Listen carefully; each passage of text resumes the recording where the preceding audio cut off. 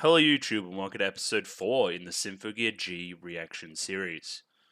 You may notice up here, I'll just get it out of the way now, me and my friend, we have this competition, right, where we buy the shittiest gifts possible, and let me get this one down for you. So it says, "Of course I love you, now get me a beer," and you can also see my OBS in the background there too. That's pretty cool. Anyway, this is a joke. I'm not actually like a 1950s like chauvinist piece of shit.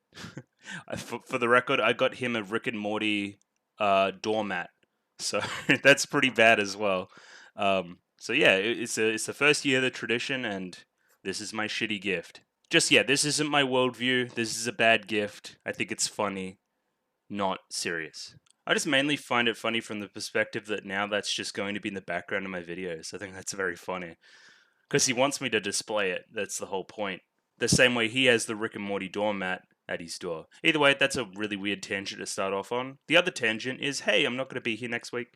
I'm going to be doing Christmas stuff, so don't expect videos. It's unfortunate, but it is what it is. So I'll see Symphogear in the new year. But apparently this episode should be a good enough stopping point, so we'll see how we go. Either way, I've got my little comment summary for the week, so let me go through it quickly. The OP and ED are by Chris the character and Nanamizuki again, so kind of similar to the first season. Again, we're considering Chris the character and Nanamizuki outside of the universe of Symphogear. That comment was brought up by Flare Knight and Bamps. This villain team uses more hit and run tactics, sneaky stuff, think about the gas, think about the kind of hidden meaning behind the concert attack, all these other kind of things, and directly compare that to Chris and Fine. Chris was, to a T, pretty straightforward, so it's a bit of a different threat facing our characters this season. Shirabe's VA is Yoshino Nanjo, who is the Fripside vocalist, so she did a lot of vocal work for that group, who I'm quite a fan of. I like their opening for Boarding School Juliet, which is a bit of a weird reference, but sure. And is also Ellie ISA from Love Live, who isn't my favorite Love Live character, but she was in Love Live, so that's cool. These points were kind of brought to the table by Bonnie and CKOD. The Thorns girl in the opening is Chris, and something about Solomon's cane involved there, maybe. These were brought to the table by Bamps and Vitaly Kuzmin. Symphogear seems to hate high heels. Like, think back to that episode in season 1, where Hibiki kind of kicked her heels off, and it was really awesome. And then, Subasa's heels broke in the kind of episode 2 there. I thought this was quite humorous and was brought up by Bamps. Bamps kind of went into a little bit of the Japanese kind of interpretations of the names and all that kind of stuff. The stuff that I don't really have access to as a non-Japanese speaker. Essentially, Kirika and Shirabe, they have ties to the sun and moon, respectively. Kirika's attacks will apparently be always really hard to read because they're in like this wicked cool text that she uses and also incorporates other symbols and letters and numbers and weird shit into the attack names, so I should stop trying. Or at least maybe if I'm trying, just know that it's going to be difficult. Either way, that was Seraph Amoros on that one. Shirabe's rabbit ear gear is built from kind of her real life twin tails, so that's kind of the kind of character design moving into the Symphogear design, which is a pretty cool touch. Kind of all of her attacks are out of here, which is a bit of a weird one, but sure. Bamps and Otro de Random Internet brought those ones up. CKOD also went into another couple of the VAs, so we have Ai Kayano, who is the VA for Kirika, and apparently she is everybody and everything. And then we have frickin' Sugita for Dr. Ver, so that's funny. Getting our JoJo on, that's always good.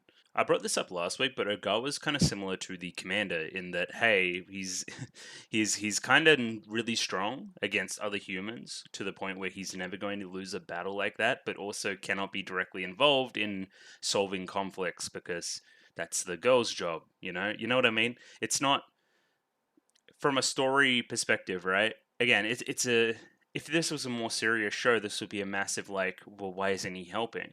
But it's not. It's meant to be a little bit of fun. So hey, getting in the way of that would be in poor taste, I would say. I think it's just an interesting kind of quirk about the show that certain things are just accepted. I think that's cool. So that was brought up by Bamps and Otro again. And Otro brings up this last point as well. In the opening, there's kind of people in the back when we see the characters. Those are essentially the legends that use that relic. So yeah, pretty much what I thought. The one thing I wanted to bring up though is that, hey, when it's Kirika and Shirabe, it's the same person. So maybe a dual wielding class in an RPG. Something about holding hands. I don't know. We can talk to that, I think. Just a quick little recap to get us back up to speed. So we kind of had the concert fight right there at the start of episode 2. Kind of continuing on from where we were. The whole drama of that scene is, hey, is Tsubasa going to reveal her secret identity to everybody else? And she ends up not having to because the feed cuts out because of Ogawa. And then it turns out, hey, we're going to have a big battle, all 3v3. I say 3v3 because there's 2 other characters, that being Shirabe and Kirika, who kind of help Maria out with the whole defending herself thing. I don't know. Because the whole objective of it is to charge up power, so getting all 3 girls together fighting is kind of the end goal. They kind of won that exchange. Anyway, they end up needing to use this replicator type noise who can, replicate itself, and then use this giant super attack. S2CA Triburst, something like that, which again charges up the whole thing entirely. And this is charging up the relic that we saw before, the kind of skull relic. We're going to call it Niflheim, and it summons Niflheims. I don't know if its name is Niflheim. And again, it seems like bad news. They're essentially like emotionless dog creature things that seemingly, again, just attack everything. Meant to destroy and not build hope and all those other things. During that kind of concert scene as well, Shirabe really kind of takes down Hibiki in a way, right? Destroys her with facts and logic. Because Hibiki is kind of justifiably naive about the whole thing. Hey, why can't we be friends? Well, there's very specific reasons why we can't, and you're being naive and you're a hypocrite. And there's a small flashback there that I think we'll talk about a little bit later in the show where Hibiki is hugging somebody or somebody else is hugging Hibiki. Either way, Dr. Ver's also hiding nearby and potentially just generating all the noise. And he is in with Team Fine. He is part of Team Fine. And the start of the next episode, kind of a week passes and nothing really happens, which is weird.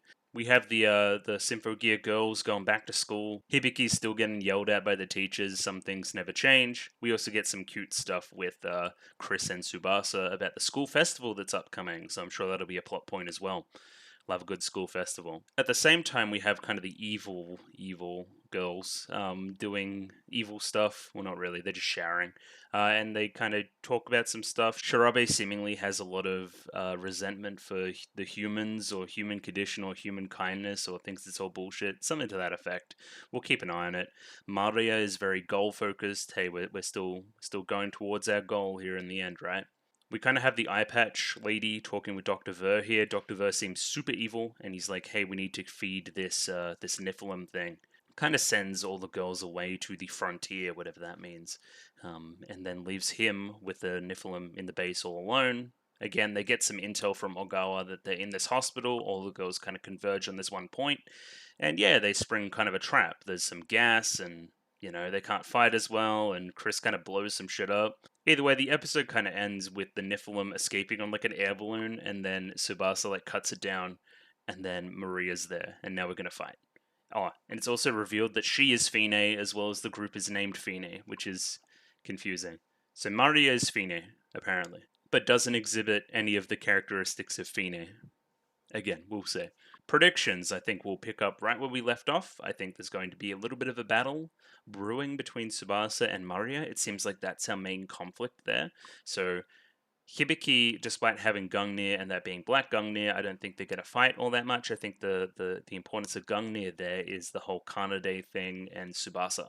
At least that's how I think. I saw them on the poster. They were kind of facing each other like they were facing off. We'll see. I think Maria might win this fight even, just to give us something to think about. Maybe Hibiki flashback stuff will come up again, maybe again through Shirabe. We'll see. Maybe Kiriko will do something. We'll see. And again, it's only 24 minutes, so I don't know how much more we can really add to that. But either way, I'm going to jump into the episode now, not before I do my shill stuff. If you like the video, consider liking the video. If you like the video and want to see more, consider subscribing to the channel. Comment below anything you thought about the episode, anything I can do to improve my presentation, comment below. I'm doing follow for follow on Twitter, so follow me on Twitter if you'd like me to follow you back. And the Discord, join the Discord, love the Discord, Discord. Rightio, we're jumping to episode 4 of Symphogear G right now. Rightio, we have episode 4 up here ready to go. Let me pop that up on screen. And yeah, 23 minutes and 41 seconds, so sync up accordingly. And yeah, no reason to stand on ceremony. Picture-in-picture version, D-Truck subs, all that jazz. Either way, we're jumping right in. Radio? 3, 2, 1, go. Okay. Tsubasa-san. Oh yeah, she's in the water, I guess. And then the sunrise, okay. I know we had kind of a dawn thing going on with, I think it was Kirika, I think?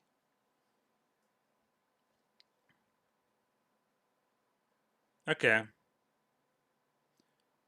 Yeah, I think we do mean that.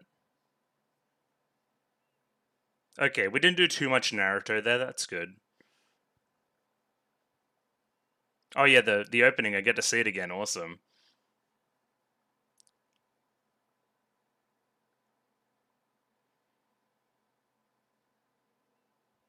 We're holding oh my god, I can't speak today. But we are all holding hands. Jesus. I should mention that it's Christmas Eve today and I need to like leave. So we'll see how we go. Hopefully I'm not skimping on anything. I still need to edit this whole episode too, so should be interesting. We'll see how we go. You know, busy time of year, but I still wanted to get something out.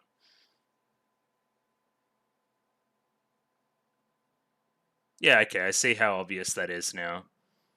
With the thorns and then into Solomon's cane. And yeah, this is what I'm talking about, like a dual wielding, like red and green, something.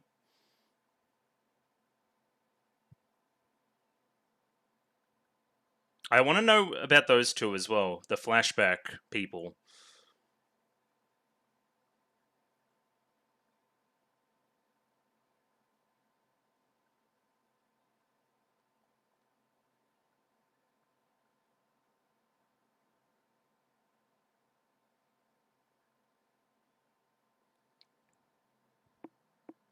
The Earth, the moon looks so fucking weird. It's kind of crazy. Gangnia dato. Oh my god, Sympho. The music's going hard.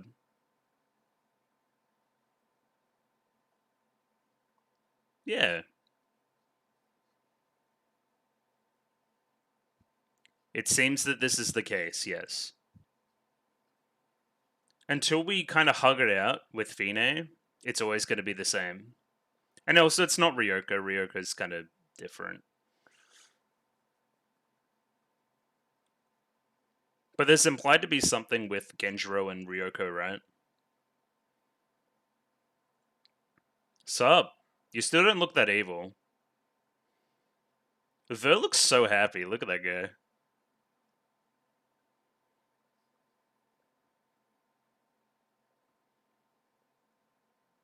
Mr. Hibiki, I don't feel so good. Very true.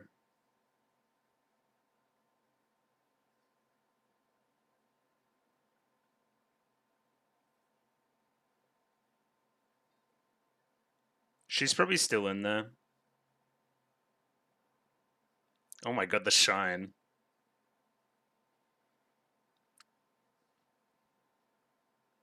Oh yeah, that sounds like Fine.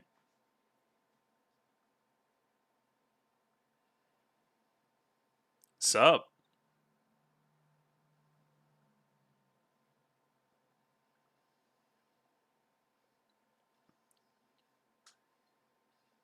What if Fine had Gungnir? That's basically what we're doing right now, right? No, I'm pretty sure Maria is gonna win this fight. Like that would just make sense. She's kind of powered up.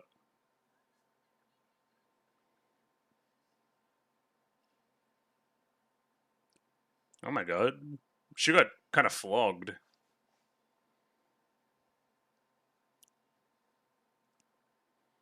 Okay. Magic tricks? Sup? We're gonna fight on top of your submarine. The choir's going nuts.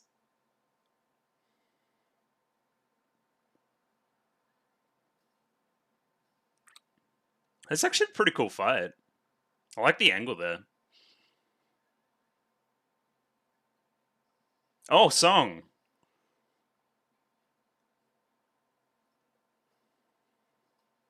An immortal flame, huh?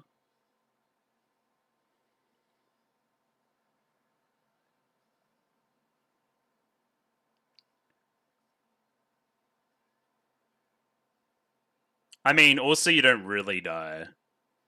You know what I mean? That helps.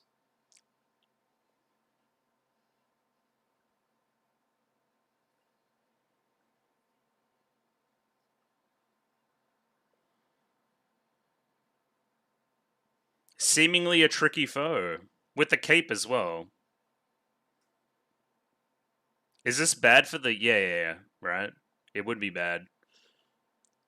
Yeah, you guys are, like, in there. That would be, like, bad. The evil opposing justice. Okay.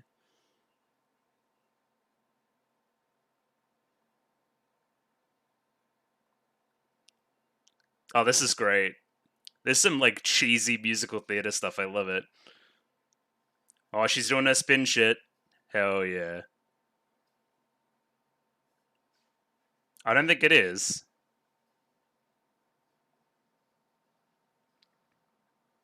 Oh. She did her ACL.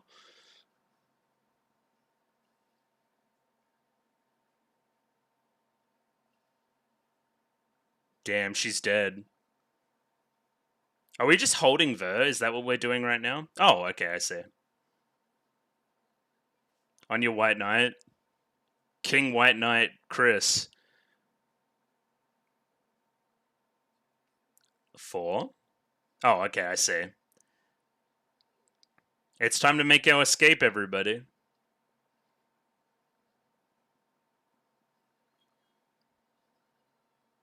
Ligma? Oh, she gets to sing. Epic. Oh god. She's like an edgelord. Even more than Chris. Chris was an edgelord too.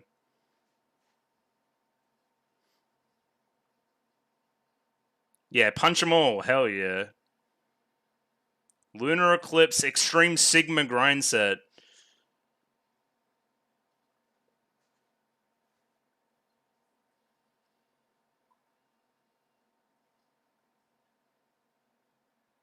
Hold your hand. See, this is like good character lyrics too. What is going on there? Hello? Is she on wheelies?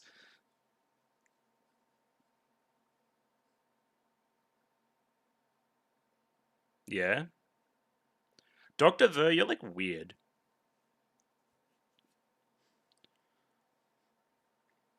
Looks like we need to make our escape. Yeah, there's seemingly some illusion stuff going on.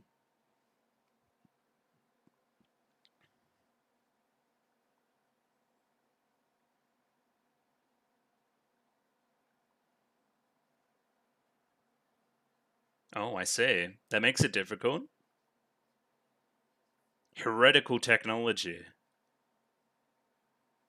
Yeah, you're in a bit of strife.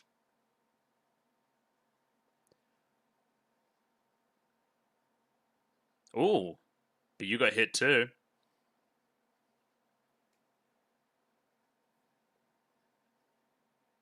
Isn't just a pretty face? Ayo. What we cooking, Symphogear?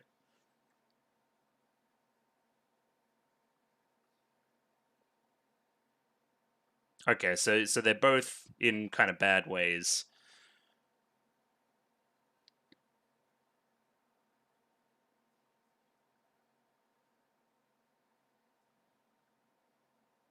Oh shit.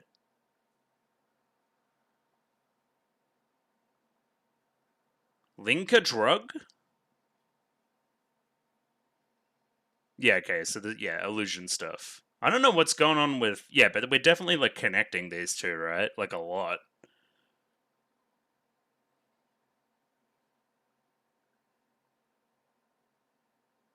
Okay. Hmm. Kind of in the in between.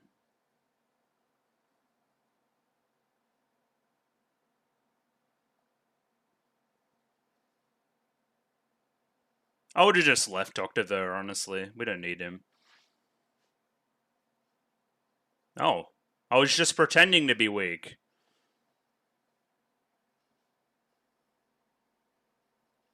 What is happening? Oh, she's got like cameras. Red Hot Blaze. Give me the cane. No way. You could still shoot. It's probably in a similar location.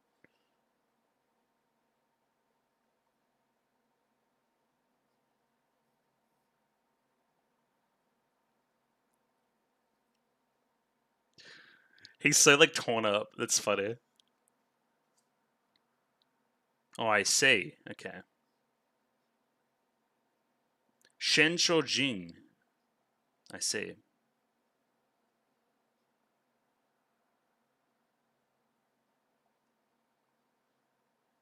Are you unwell? Yeah, you're unwell. The old coughing up blood. Yeah, you don't have much time. Oh, that's the most cliche thing I've seen the show do so far. That's so funny. Coughing up blood. Come on.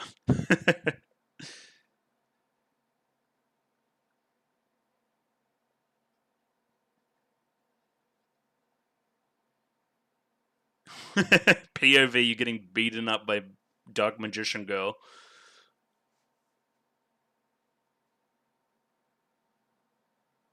Oh yeah, that's definitely Sugita. Okay. Very smooth voice.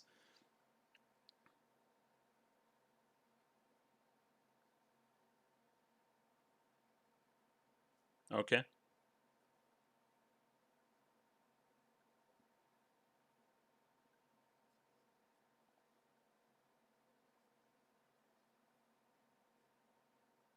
Okay. What do you mean food source? Like actual like meat? Or is it like an energy thing? Okay, Dad.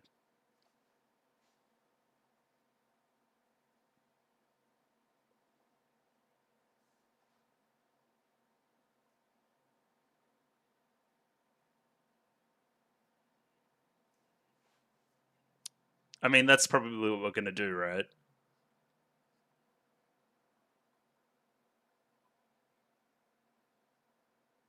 Yes. Let's go, Hibiki. Stay positive.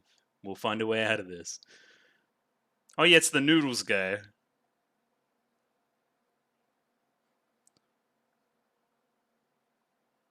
The damn US. Every time.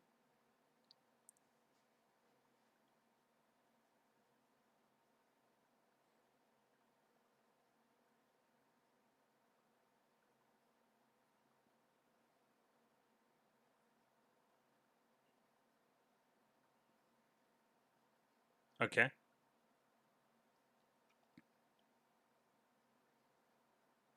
Ooh.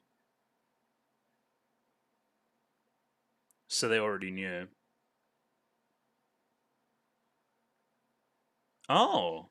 Yeah, okay, that makes sense.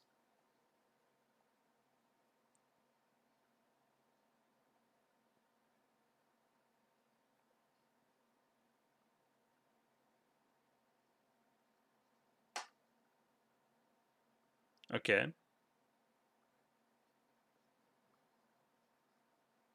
All of this. Alright, we're back at school. Are we doing the festival yet? It doesn't seem like it. Oh, yeah, we are. Okay, we're at the festival.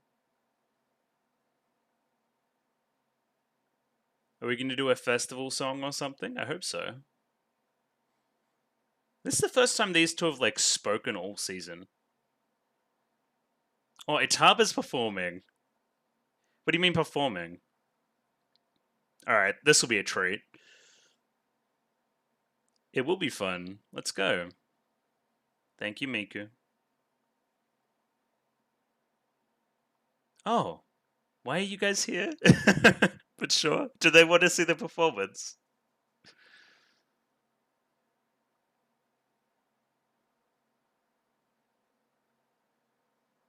Oh, hell yeah. Oh, they're cool. Oh, she hates it. I like her character design too, the host.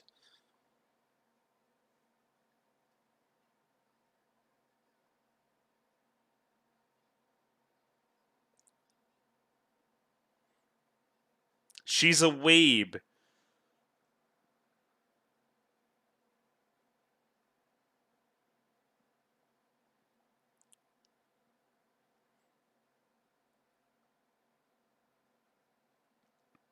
Electro Inspector Bang. Yeah, get in position.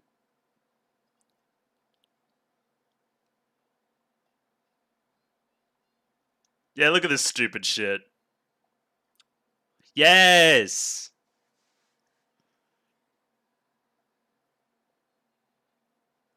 Come on, how are you making her hold these things and a microphone at the same time?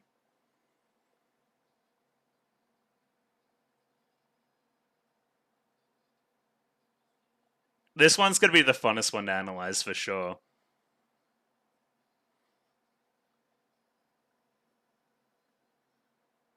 No, they got gonged? They got gonged?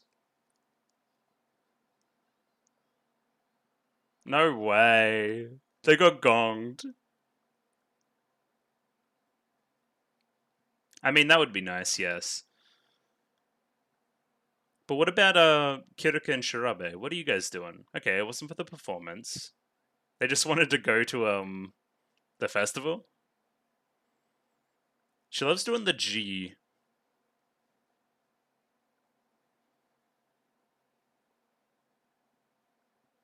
Yeah, but it's fun.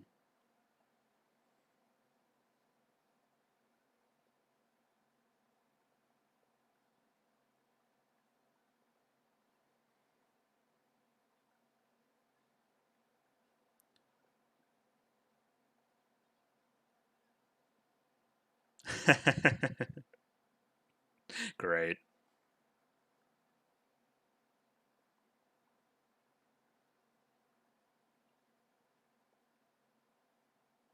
Okay.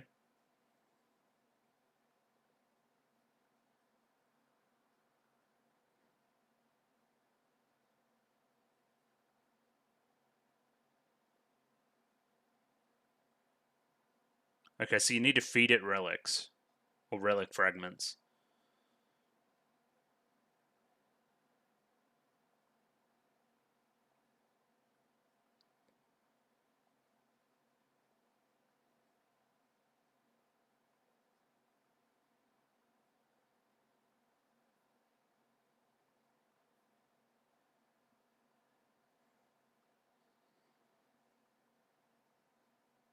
But you're gonna try to steal the other ones?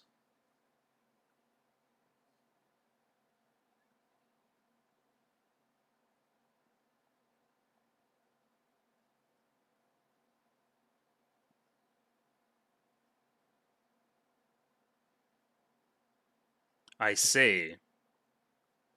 Okay. Alright.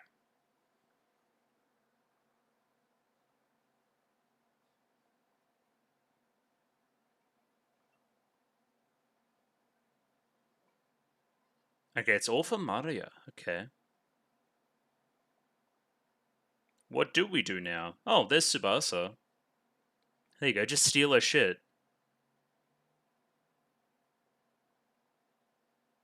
Oh, look at this pose.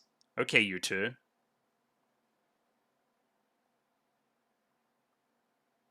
Again, these two they do like gag routines. It's funny.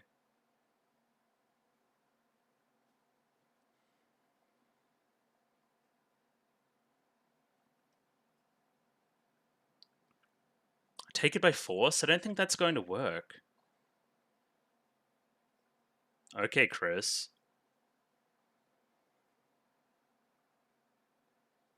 This music too.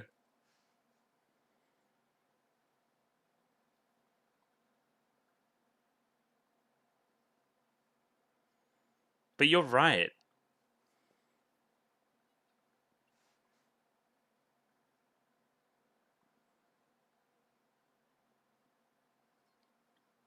Almost time? We're going back to the stage. I hope so.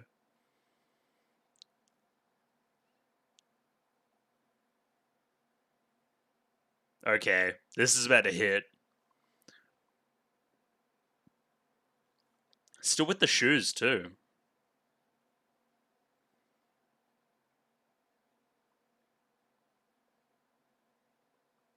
Oh, unique ED. Yay, the blush. We love the blush.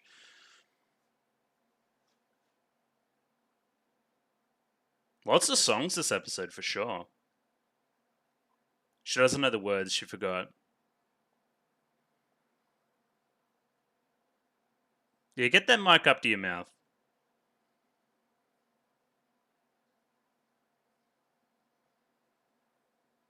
There you go, she's not singing about like guns and stuff, that's cool.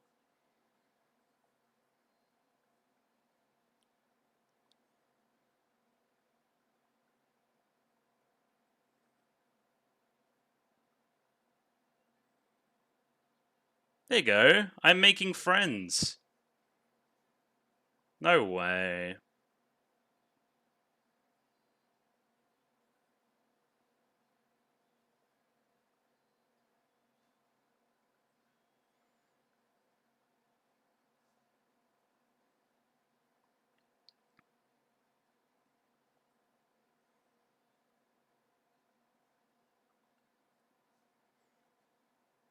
Are they like, oh yeah, she's really good at singing? So true. But I hate singing.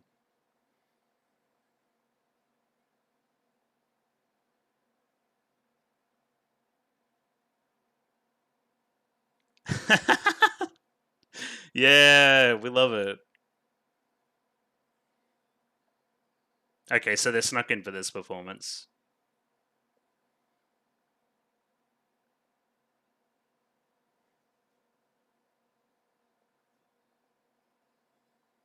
Ooh, bit of love life going on here. Okay. Like a unique, like a music video playing out.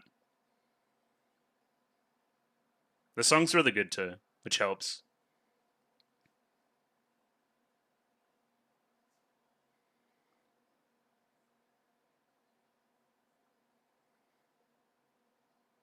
Entirely 2D too.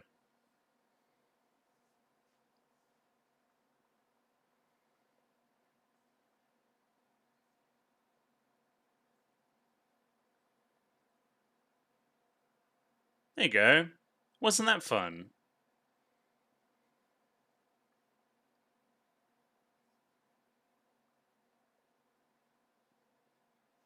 Somewhere to belong.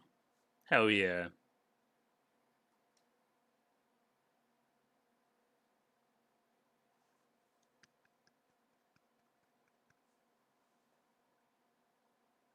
Oh. Oh, she won. Okay. I was like, oh, the episode's ending?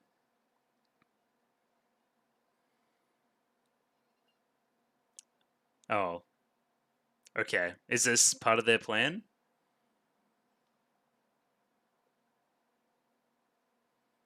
Oh god, they're so menacing.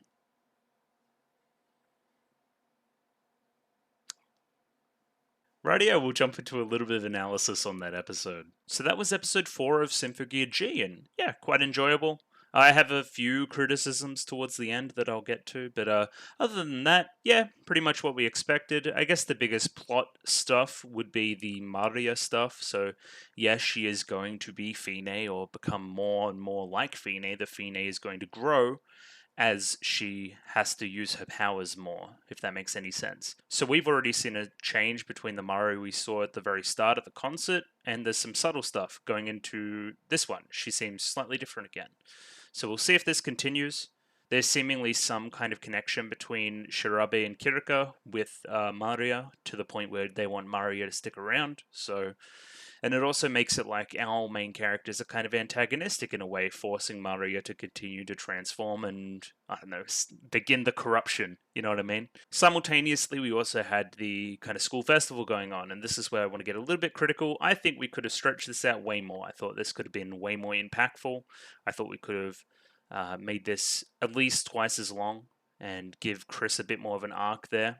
it's there. What's there is there, and it's quite good. But I think it could have hit harder with a little bit more time investment. The song's really good though. That helps. And again, we get these like cute little shenanigans going on with Shirabe and Kirika that I enjoy as well. But either way, we start off at this fight here. Oh, not this fight here. This fight here. And yeah, we're just gonna see how we go. See if I can find some stuff to talk about. We've got some songs to read. Other than that, seems like a pretty standard old episode. So we'll just jump right in. So we didn't do as much of our Naruto stuff as last time, where we, spend way too much time recounting the last episode.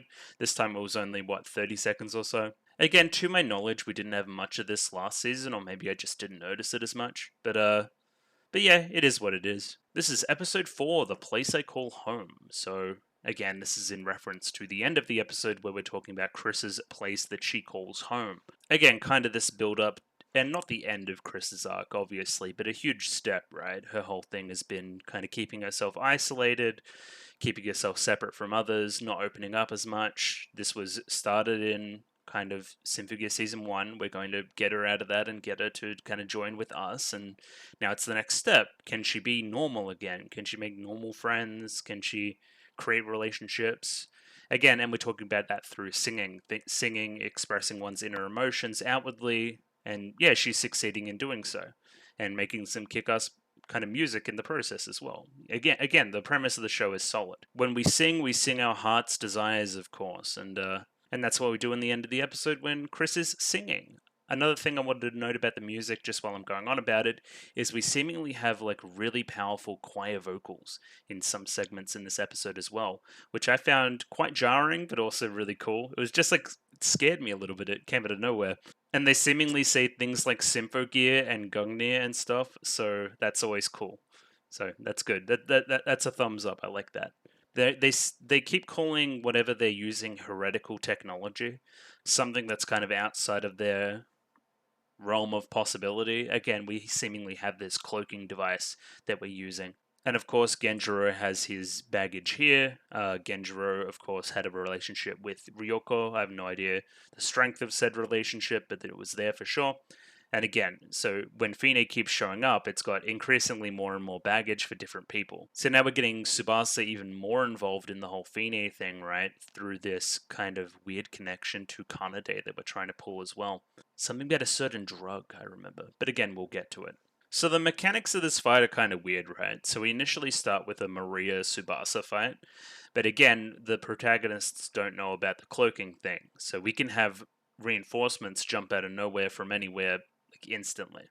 We can also save the kind of Nephilim, I think we're calling it, straight up into the ship immediately. And again, we have no idea what's going on. So they are seemingly at a 3v1 advantage, but they really aren't, especially considering Chris's state and eventually Tsubasa's state with her knee as well. Again, I wonder how much Ryoko is even still there within Fine. Probably none, right? It's probably just the Fine that continues on. The Ryoko that we know kind of drifted away here.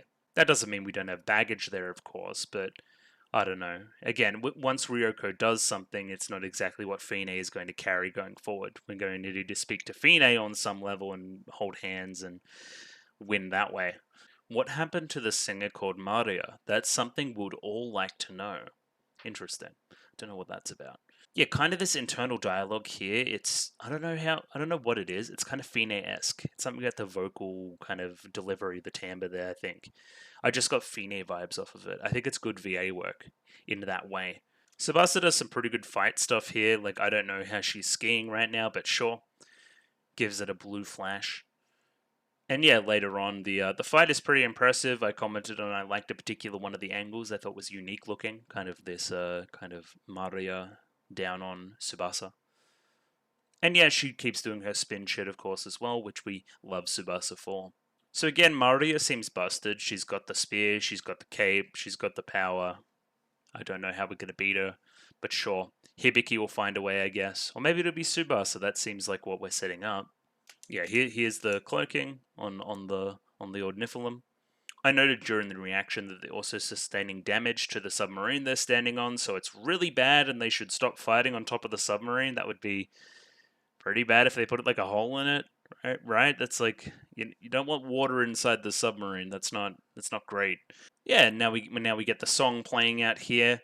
Maria's not first song, obviously, but it feels like the first one that she herself is actually singing. Again, that could be wrong. I'm trying to rack my brain to think if she actually did one, and I can't really think of one. Has a very musical theater vibe to it. Very opulent's the wrong word. Very kind of classical, very important sounding, very kind of maybe opulent is the right word. Again, it sounds like a big church choir-y kind of song, kind of bop. And yeah, I read the lyrics a little bit in the moment, but I'll give them another skim now. Basically, just talking about kind of stuff from Fine's perspective a little bit more, which I found interesting. So the faith in my heart is like an undying fire, no one can put it out, an immortal flame. Even if it burns my body to ash, I don't mind dying for the way I believe in. Well, of course you don't mind dying because you can't die per se. You're essentially immortal. Unlike the kind of cape tornado we have going on here, and Tsubasa's just jumping right in. Why not? Should I light the dark of the night with song? Power wells up within as I sing my serenade. I don't think you should. What was it again? I don't think you should do the dark with the song. Should I light the dark of the night with song? Or you should light the dark of the night. Yes, you should. Okay, never mind. Please do that. That is good in the metaphor, right? Light is good generally, and you're Black Gungnir. Anyway, bit of a mixed stuff going on. It's like Dark Souls rolling there too. I will never let this go, for this dream I will forever sing. Yep, that's Fine. I will cut down the evil opposing justice. There's no need for tears. Evil. You Symphogear people, you're evil. I'm not the evil one, you're evil. I think that's a difference, right? Fine was fully aware that she was doing some bad stuff, right? I think. Where it's seemingly, hey, we think we're the good guys this time. Again, maybe I'm incorrect there, but again, the lyrics here are a little bit interesting. Almost a mix between Maria and Fine in a way. As I wield this peerless weapon, I make up my mind as I make a proud oath. Okay, interesting. I like this shot of Maria here too. Very, very foreboding. Yeah, Tsubasa does like Beyblade stuff here and then blows out her ACL, and then we press the advantage. And then it's like, oh shit, Tsubasa's in trouble. We take our mind off Dr. Ver for a moment and they all have a chance to escape. Dr. Ver says, I believe it's about time, and we see these discs flying through. I think these are from Shirabe, right? The whole ears thing shoots them, I believe. And we get a song from Kirika, which is cool. Igalima. It's not Ligma, it's Igalima. It's not Itchy Balls, it's Itchy Vol. It's not Ligma, it's Igalima. Okay. I've got it. We'll try not to be immature. Yeah, and then she has a chance to sing. I thought the song was pretty well done. Again, a lot of spunk to it, a lot of pizzazz, right? It's clear they've got some good performances this season to kind of complement the ones they already had. Again, the power to imbue personality within performance is extremely important for the show, like very obviously. I think they do a good job. My melody will be your grim reaper. All of your dreams in despair, my elegy cuts sharper than any requiem. I said in the reaction it's kind of edgy, and I think it is. But it fits, right? I believe so anyway. And will plant a painful fear in your heart. I cursed my unfair future, but was just angry at myself. It seems like these characters have almost come out on the other side, right? So they went through something that was really tragic, and now they've come together and have been like, hey, we can really do something here and feel the similar amount of motivation from that, right? Clearly all associated with each other in some way and want to push each other forward in certain ways as well. Again, it's very easy to root for them. Again, almost come out on the other side, but seemingly is still opposing our other girls. Maybe our other girls can learn something from these girls as well. I don't know. If I reap you all and heap you into a pile, will that change the world? So if I kill you all, will that save the world essentially? Maybe. And then we have the Lunar Eclipse Extreme Sigma style, which is just it's just incredible, honestly. Big wheel. Big wheel Shirabe is going to destroy everything and everybody. If the pain is too much, then I will cut you into tiny pieces. I hold your hand because I know in my heart that friendship requires true strength and courage. These are almost Hibiki lines. Like, clearly Hibiki has something to learn here, I think. The other team, they're winning these battles because they're essentially more sure of themselves in a way, right, as well. They've introduced some doubt into Hibiki, as well as the whole gas conundrum. I don't know, it's very easy to root for them, is my point. And again, we're talking about holding hands. She was holding hands with Shirabe before. Again, she was like holding Shirabe in like a ballroom dance pose before as well. They're clearly associated with each other, right? Shirabe Kiriko. It just makes sense. Oh yeah, I should probably talk about what's happening in the battle, but before that, there's more important things. We need to watch this again. Very interesting little bit of animation there for sure. I don't really know what's happening. Is this what her kind of lunar style or whatever looks like? Without the lunar thing, she just moves like an NPC in a Bethesda game. Like I don't know, a little bit funny for me. Either way, in the fight, Chris is incapacitated. Hibiki is somewhat weaker as well. Tsubasa's done her knee. Yeah, they're in a position to press the advantage, or at least we think they are until we see Maria's kind of carrying a similar injury. Maybe she's been cut on kind of her torso somewhere there. As our glowing bonds shine bright, let the sky hear our melody. Okay. Again, this whole thing about the sky, sun, moon, stars. There's something going on. I'm sure it'll all be laid out on the table eventually. But yeah, that was a pretty kick-ass song. I like the musical direction of it a lot. Performance is good. Yeah, no complaints about these two songs in a row from the villainous team. Outside of Chris, I thought that was one of the largest missed opportunities from season 1, and it's good to see that we're rectifying it, kind of having these villain songs as well, sing into the hearts of the characters that are considered the adversaries. It helps when these adversaries aren't really adversaries as well. The Disaster Squad team is seemingly at kind of their wits' end trying to find where all these people are coming from, and yeah, we learn it's some cloaking device from a relic that we had no idea about. It jams all signals, including Aufwachen, awakening waveforms, until the moment they appear. Interesting. We also learned that this kind of group, the group that they have right now, is kind of a spin off, kind of, sort of, from the people that Fine was talking with in season 1, the American group.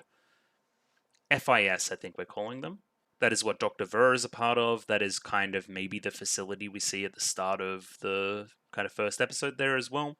Maybe that's part of that whole gang. Again, established far before the kind of Sakurai theory and all that was made public. So Maria having sustained the injury, Tsubasa having sustained the injury, they both want to keep going, see who can be the victor. They both sense an advantage that they want to press there, but Maria is called back by Eye Patch. Again, I don't know if we have a name for her besides Mum. Maria says, "That's as far as I can go," and Tsubasa has a little flashback to Kanade. Don't tell me you're using the linker drug like Kanade. What is the linker drug? Is that what Kanade was using way back in the day to make herself a Symphogear? You know what I mean? When she was on that table with all the kind of tubes and that going into her? Is that what we're talking about? Or is this something else entirely? I don't know. If it is the former thing I was talking about, then it means that Maria essentially wasn't attuned and kind of made herself attuned in a way, right? Interesting to say the least. I just don't really get the tip off there for Tsubasa yet, but maybe I will in the future. They simply ask the two girls, "What are you trying to do?" "We protect what justice cannot."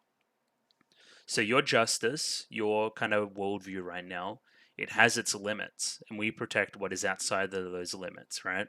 The stuff that your kind of hypocrisy and naivete cannot even see. It's something beyond your vision even. And it's a kind of room for growth for Hibiki in a way, right? So it seems pretty clear to me that it's Maria, Tsubasa, kind of Shirabe, Hibiki in a way, right? And towards the end there's a little bit of Kirika, Chris. Kirika's the one that lays down the challenge, but it's kind of both of the girls. So again, we have our connections there as well. All very interesting. I was thinking before as well, the eye patch lady is kind of in a similar role to, say, a Genjiro, kind of watching above. Again, we're mirroring a little bit. That's what I'm kind of trying to get at anyway. Oh yeah, then Chris pulls out the most bullshit attack I've ever seen in my life. She just turns into a gun. with cameras at the kind of ends of her head, like horns. It's like a ballista, right? Almost. Strange. Very strange moment, especially considering if she just pulled the trigger, it probably would have hit anyway. They're only cloaking, they're not going completely invisible, right? Yeah, Red Hot Blaze. We'll need to watch out for that one in the future. Complete cloaking capabilities, the product of heretical technology. We're still bringing up heretical technology. And yeah, Genjiro seems like really like perturbed about it. I don't know. So this kind of cloaking device is being powered by a relic, kind of the capabilities of the Shensho Jing. I'm imagining that that's the name of the relic at Mount Minakami. Even if our advantage is great, it is also a fleeting, fragile thing. Again, we're feeding relics to the Nephilim. So we're going to end up feeding this relic, so that's our advantage gone, or at least part of it. We're kind of putting all of our eggs in one basket. I don't know. Will we have to eventually end up feeding the relics of the two other girls to that thing? Maybe Maria demands it when she corrupts a little bit more? We'll see. We'll see for sure. That'd be some drama. And yeah, we get probably the most kind of cliche part of the show so far almost. We have this character, the eye patch mom, kind of coughing into her hand. There's blood. She's not long for this world. She is very sick. She will probably pass away sometime this season, you would imagine. Kind of comparing their advantage with relics to her kind of fleeting nature of her life, which is, again, a little bit strange. Kirika is clearly upset at Dr. Ver for kind of blowing up the base in a way, right? Like, we can't stay there now. Where are we going to stay? We need somewhere to hide until we can finally push for whatever we are trying to attain. And Ver, in his stupid bullshit phase, just kind of got rid of it. Calls him a worthless creep, too. Oh my god. So this is what propels the kind of evil side's next move. We need to get more relics to feed the Nephilim, right? It'll get hungry and run wild otherwise, probably going after their relics. You can clearly see them in frame around all of their chests, or around all of their necks, I should say. Yeah, Ver is even eyeing their relics right now, which is just strange. Found this scene really weird. It was very brief, and Genjiro just comes out and says, "Are you guys alright?" And like, "Oh yeah, we're gonna try to be better." So we must keep trying to reach a level of understanding. There are some things that not only words can do, but actions. So we need to see this manifest as well. But this is why Hibiki's a cool character. Again, she just takes it in her stride. I don't understand what you said, but I'll give it a shot. That's Hibiki's vibe, right? That's her whole, again, thing. And yeah, smiling Genji Dad, Dadjiro, whatever we want to call him. Yeah, and that brings us to kind of our midpoint of the episode where we swap over into our kind of school festival stuff. Oh, first we have to do this conversation. I've kind of talked about it already. There's, again, American connection to what Fine was doing last season to what they're doing now. I will say one thing. I like this guy's voice acting while he's eating the noodles. I think it's very well done. He sounds like he's eating something. I think that's some good VA work. The implication by the end of that scene as well is, hey, these aren't your like general mercs. They seemingly have a plan and are executing on it. I wonder how much of that is what we're doing playing into that, if you know what I mean. Are we just a cog in their overall big plan right now? I think yes and no. Like, yeah, they're doing what you want them to do. Again, you charged up the whole Nephilim thing.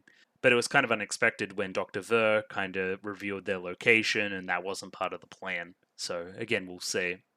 I've paused on a funny frame here as well. I like the painterly style of the school is quite cool. I'm looking at the roof right now.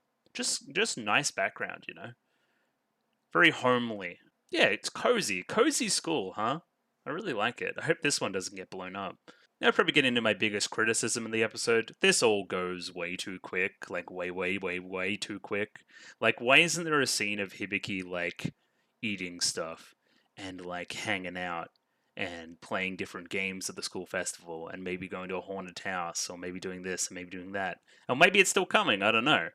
But I would have definitely, you know, let us live in the school festival and build up this Chris stuff in less than, 10 minutes before it actually manifests. Again, there was a little bit the previous episode, but still, like, what are we doing? This could have been built up better, I think. Am I wrong, or is this the first time that Hibiki and Miku have had a conversation this season? That's kind of insane, right? Oh, Ataba's performance is an absolute highlight of the episode and something I forgot, so we'll dive into that shortly. Again, we're focusing on these two, like, holding hands too. Like, come on. This whole show's about holding hands, right? And then, yeah, Kirika and Shirabe in the back there, in their kind of Clark Kent disguises. Pretty good. Like, no one knew it was them until they took off the glasses. Again, it's a little touch, but I think it just speaks to the nature of our storytelling. Again, we're not taking it too seriously. It's a little bit campy. It's a little bit comic book esque in some scenes as well, right? Just don't take it all that seriously, right? I love it tonally, especially in a universe of all too serious shonens. You know what I mean? Seeing something that is openly aware that it's a little bit goofy is fun. I think that's fun. Of course, speaking of something that's openly aware that it's a little bit goofy, we have this trio. So we have the hero character in the middle, maybe the love interest on the side there. And then is this the villain? Oh, they kind of stitched her up, didn't they? She hates it. I noted during the reaction as well that I actually really like this character's design as well. Something about the red hair, red eyebrows with the small glasses. I think it's pretty good. Oh no, noticeably different from the generic schoolgirls of the background. If they win, the student council will grant one request that is within their power. This is the whole kind of stakes of the tournament. Whoever wins, whoever gets the most votes, I guess, whatever the winning system is, gets a wish. Or a request, I should say. And they're wishing to establish an anime song society, of course. Ataba the goddamn weeb. Again, I'm as the audience insert, we've been through that. This is very likable from these three, too. For characters that I initially thought were quite annoying, this is a lot better. They're performing some obscure anime song that's probably fake. But yeah, it is seemingly like a hero show equivalent thing. Something, like, exceedingly lame. It's the Electro Inspector, baby. I've got your call coming through on 911. I'm on my way already. I run to you, my heart set on the goal. I can totally do this. You can't just write me off like that. And they're doing like big JoJo points too. Hell yeah. I'm not letting them escape, Sheriff Rapper. I'll crush their alibis. Is it like a almost like a Phoenix Wright thing too? Like I'm like a cop, but also an investigator, and I'm going to like destroy your like case. I'm the great officer who's in charge of the earth. I guess the most obvious thing here as well is that they're putting on costumes and singing and doing this whole thing when the whole show's about wearing costumes and singing. It's a little bit meta in that way. It's not exactly this type of show, but it's still an anime within an anime parodying an anime. You know what I mean? But yeah, they get gonged. And the other two are quite happy about it, that they don't have to keep singing. I think that's funny. Hey, at least they got some laughs. That's all we want. So Shirabe, always the serious one, Kirika's enjoying the school festival, but again their goal here is to get more food for Niflheim somehow. And I don't see how going to the school festival is helping with that until they get a lead. Everyone's attracted to delicious food, so of course they would come to the festival. This is the only logical place to be. And then we get a little G. Yeah, they're just goofing off. Again, I've talked about this. They're almost the main characters of their different show at this point. They're so protagonistic. And it seems that I'm right in my kind of prediction that we've got a corruption thing going on with Maria, and then these two, it's going to be all the more tragic when they're split apart as a result. Unless I'm completely wrong. That's where I see the story going, though. Just in the character tone, I think that's the biggest indicator. So again, the responsibility of the two girls is to go and get these Symphogears. Maria says she's going to do it herself, but they want to keep Maria from transforming as much as possible because that makes Fine take over even more. So it is literally their responsibility that she doesn't turn, or at least they're internalizing it as such. Interesting. Yeah, look at these two here. Look at that pose. You kidding me? Anyway, they get sight of Tsubasa, and they're gonna tail Tsubasa, and it leads to a funnier scene later on where Chris is being tailed, but again, Tsubasa thinks that she's talking about these two. Anyway, it's cute. It builds upon the whole Chris being tailed thing from the previous episode as well. It's actually a pretty good execution of the joke. So how are we going to steal their Symphogears by kind of performing at this school festival? I still don't see the connection there, but I guess I will in time. Either way, the girl's after Chris because Chris is going to perform at the school festival. She's going to get up on stage and do her performance. And I'm guessing that Shirabe and Kirika overhear this conversation, giving them the idea to do so. So even to this point, Chris is still trying to run away from this performance, but she eventually gets on stage and ends up loving doing so. It's probably one of the songs I've liked the most so far as well. Really strong in the melody, just really cute. I think Chris's voice is full of personality. Yeah, 3 pretty good songs this episode as well. This season's really building a CV in that way. Just really strong musically. It also initially, the instrumental's playing right now, and it initially seems that she's not going to sing or doesn't know the words or something to that effect. She initially has the mic a little bit low, but then she brings it up to her face as the performance goes on. Nice little subtle stuff showing the progression through the performance. We seemingly have these 3 really nice young ladies helping Chris as well. You know, they're actually just really happy with her presence. They think she's cool. They heard her sing, again, essentially in choir or something. And they're like, you're really good. You should sing at the school festival. And yeah, that's what we see here. When someone reaches out to you, you learn about a pain that's not really a pain. My future's still monochrome, but I'm looking for my crayons. Things are still kinda bad, but I can believe in a more colorful future. Great. But now, for a reason I can't explain, it's slowly gaining color. As we get into school, nice sync up of the lyrics and the visuals. Like a flower that blooms as the halo of a rainbow, as the bells ring at the end of class. Flower blooming, rainbows happening, colors everywhere. Again, associating it with school. She's actually really enjoying her schooling. Even though initially she's still like brushing them away and going to eat lunch by herself. I can feel the breeze in my hair and it feels so good like never before. I think some of the 2D stuff they're doing with the animation during the performance is really good too. Again, she just looks lovely. You know what I mean? Like a new, different side to Chris, different to the brash, kind of outwardly prickly version we've seen previous. Again, we still have some baggage regarding Solomon's cane that we potentially need to go through, but this seems like a great step for Chris. I guess if we see this as more of the start of her opening up at school and rather than the conclusion of it, then this can work, right? Since I can't keep my smile hidden under a sky so high, we want you to participate in the competition because you always look like you have so much fun singing. But I hate singing. I hate opening my heart to other people. And then when she does it, she fully enjoys herself and says it's all colorful and rainbows. Pure tsundere stuff, and we love it. Again, we've talked about it before. Singing the song outwardly to other people, showing your inner emotions outward, expressing how you really feel and really want to be. It's all very beautiful. But yeah, I just feel like the build up here could have been better. There could have been more development for this side of Chris. But if we view it again as the start of this development rather than the conclusion, then I think that it's a little bit better. It's also pretty classic tropey stuff. Big performance at the school festival, revealing some stuff. Think back to something like Haruhi did something very similar in one of its most famous scenes. Can I just laugh and sing happily? You won't get angry at me. I do what I can, the best of my best. From the bottom of my heart. Can I really sing the way I'd like to?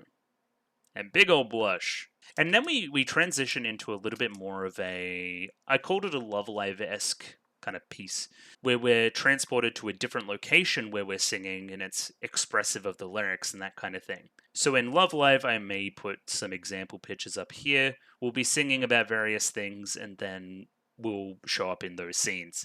And that's, what makes that show really special. Those are the best scenes. I'm speaking specifically to something like Nijigaku, which does this a lot.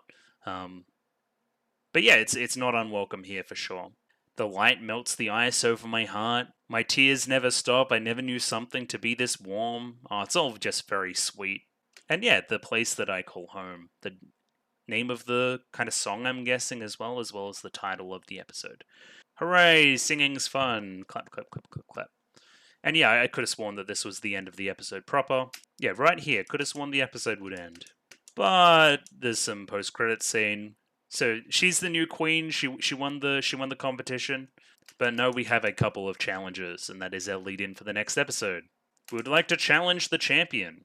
And yeah, that's where we'll jump off next week. I don't really know what the plan is here to get more relic fragments, but they're going to do it, whatever it is. Maybe ruin the festival in the process. It remains to be seen. But yeah, that episode's pretty good. Particularly noting the music in this episode was quite good again. All 3 songs pretty much bops, along with some interesting stuff in the background music. A few more interesting confirmations story-wise with what's happening with Maria and the girls. I think that's another interesting revelation.